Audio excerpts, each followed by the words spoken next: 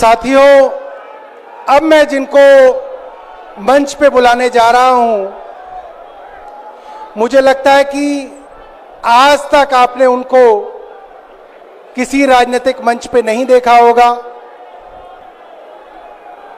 वो हैं जो पिछले कई वर्षों से अरविंद केजरीवाल जी के साथ कदम से कदम मिला के चल रही थी। अरविंद जी आईआरएस थे, सुनीता केजरीवाल जी भी उनके साथ आईआरएस थी। सुनीता जी ने अपनी आईआरएस की नौकरी रखी और केजरीवाल जी ने त्यागपत्र देके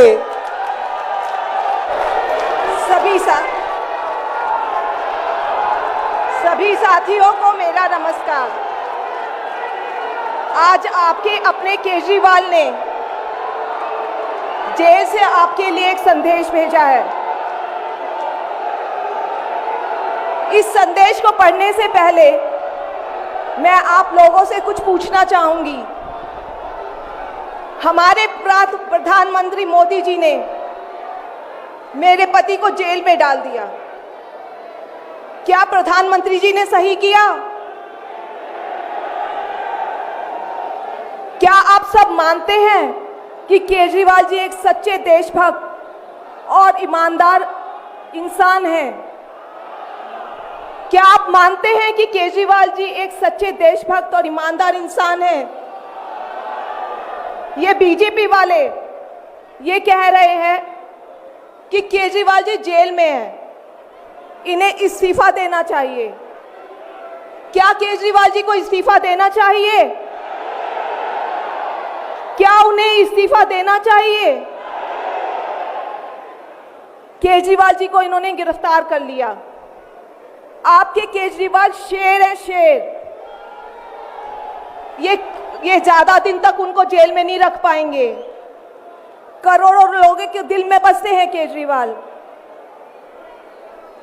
जिस बहादुरी और साहस से वो देश के लिए लड़ रहे हैं, कई बार मुझे लगता है कि आज़ादी की लड़ाई में वो एक फ्रीडम फाइटर थे जो देश के लिए लड़ते लड़ते शहीद हो गए। इस जन्म में भी केजरीवाल जी को शायद भारत माँ के संघर्ष के लिए भेजा है। अब मैं आपको केजरीवाल जी का संदेश पढ़कर सुनाऊंगी। मेरे प्यारे भारतवासियों, जेल से आप सब अपने इस बेटे, अपने भाई का प्रणाम स्वीकार कीजिए। मैं आज आपसे वोट नहीं मांग रहा। आने वाले चुनाव में मैं आपसे किसी को हराने या जिताने की बात भी नहीं कर रहा। आज मैं देश के 140 करोड़ लोगों को एक बड़ा भारत बनाने के लिए सहयोग मांगता हूं। 140 करोड़ भारतवासियों को एक नया भारत बनाने के लिए आमंत्रित करता हूं। भारत एक महान देश है। हमारी संस्कृति कई हजार वर्ष पुरानी है। भगवान का दिया सब कुछ है भारत में, फिर भी हम पिछड़े क्यों हैं? हमारे लोग अनपढ़ क्यों हैं? गरीब क्यों हैं? मैं यहाँ जेल में हूँ। यहाँ काफी समय सोचने के लिए मिलता है। रात को टूट टूट के नींद आती है। भारत माँ के लिए सोचता हूँ। भारत माँ बहुत दुखी है। भारत माँ दर्द में है, दर्द से कराह रही है। जब महंगाई की वजह से लोगों को दो वक्त की रोटी नसीब नहीं होती, तो भारत माँ को बहुत दुख होता है।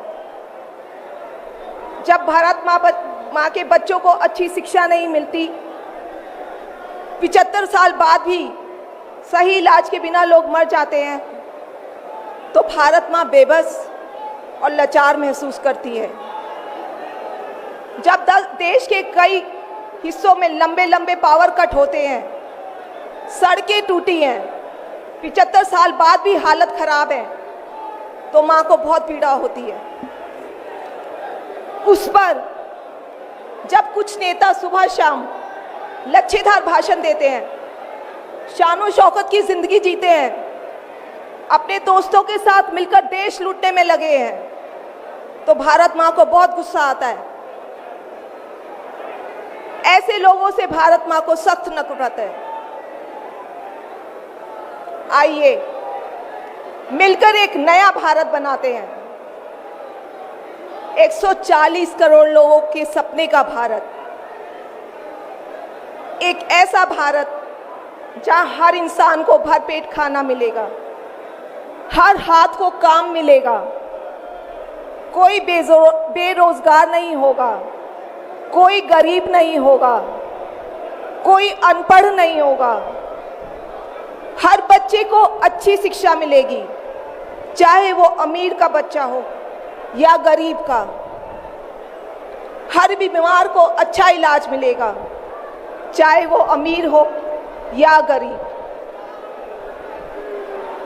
देश के कोने कोने में 24 घंटे बिजली होगी, देश के हर गांव में शानदार सड़कें होंगी। एक ऐसा भारत होगा जो पूरे विश्व में शिक्षा का केंद्र होगा, जहां दुनिया भर के युवा पढ़ने के लिए आएंगे। एक ऐसा भारत बनाएंगे जो साइंस और टेक्नोलॉजी में वर्ल्ड लीडर होगा। भारत के अध्यात्म को दुनिया के कोने कोने तक पहुंचाएंगे। एक ऐसा भारत बनाएंगे जहां कोई ऊंच नीच नहीं होगी, नफरत नहीं होगी, मारपीट नहीं होगी, गाली गलौज नहीं होगी, जहां सबको न्याय मिलेगा, प्रेम और भाईचारा होगा। आज मैं देश के 140 करोड़ लोगों को ऐसा भारत बनाने के लिए आह्वान करता हूं। यदि आप सब इंडिया गठबंधन को मौका देते हैं, जिम्मेदारी सौंपते हैं, तो हम सब मिलकर ऐसे महान राष्ट्र का निर्माण करेंगे। केवल नाम में इंडिया गठबंधन नहीं है, दिल में इंडिया है, दिल में।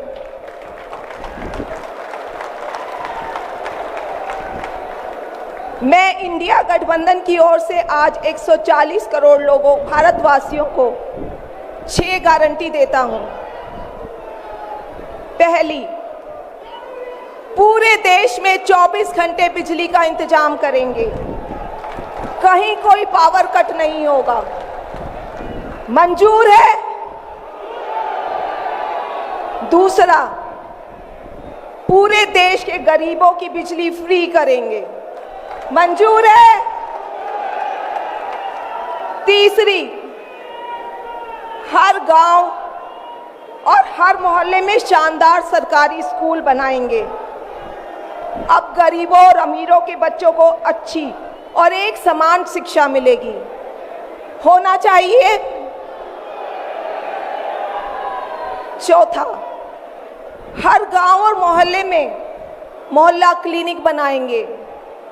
हर जिले में शानदार मल्टी स्पेशलिटी सरकारी अस्पताल बनाएंगे। देश के हर व्यक्ति के लिए शानदार और फ्री इलाज की व्यवस्था करेंगे। मंजूर है? पांचवी, किसानों को स्वामीनाथन आयोग के मुताबिक सही फसलों पर एमएसपी निर्धारित करके उनको फसलों के पूरे दाम दिलवाएंगे। मंजूर है? छठी, दिल्ली के लोगों ने 75 साल से अन्याय सहा है। देश के अन्य राज्यों की तरह अपेक्षा उनके अधिकार बहुत कम है। उनकी चुनी हुई सरकार पंगु है। ये अन्याय हम समाप्त करेंगे। दिल्ली वासियों को उनका हक दिलाएंगे। दिल्ली को पूर्ण राज्य का दर्जा दिलवाएंगे। मंजूर है? मैं आज ये ऐलान करने के लिए अपने सभी इंडिया गठबंधन के साथियों से माफ़ी मांगता हूं, क्योंकि ये ऐलान करने के पहले मैंने उनसे उनकी अनुमति या सहमति नहीं ली। जेल में हूं, इसलिए सहमति लेना संभव नहीं था। उम्मीद करता हूं कि किसी को इस पर आपत्ति नहीं होगी। ये सभी 6 गारंटी हम 5 साल में पूरी करेंगे। इसका पैसा कहां से आएगा, इसकी पूरी प्लानिंग कर ली है। मैं यहाँ जेल में स्वस्थ हूँ, पूरी ऊर्जा से भरा हूँ। इस गिरफ्तारी ने मेरे हौसलों को और मजबूत किया है। आपकी दुआएं और आशीर्वाद मुझे लगातार मिल रहे हैं। ऊपर वाला मेरे साथ है। जल्द बाहर आकर आपसे मिलता हूँ। आपका अरविंद।